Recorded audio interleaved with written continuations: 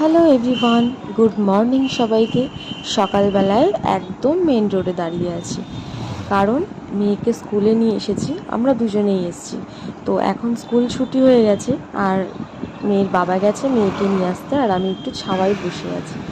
তো এখনই বেরোবে, আমিও দেখছি একটু ফোনটা ওদিকে করে। ওই যে আসছে, মানে এই সামনের জন্য আমার মেয়ে যেহেতু স্কুল থেকে এখনও ড্রেসটা দেয়নি, তো সেই জন্য ওকে নর্মাল বাড়ির ড্রেস পরিয়েই নিয়ে যাই।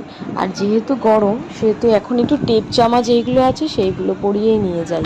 তো ওই যে হলুদ রঙের জামা পরে আসছে। তো মা বাবা আর মেয়ে মিলে দেখা যাক, একটু কথা বলি, দেখি কী কী করেছে স্কুলে, কী খেয়েছে কী না করেছে। তারপরে তোমার স্কুল কেমন গেল? তারপরে কি খেয়েছিলাম?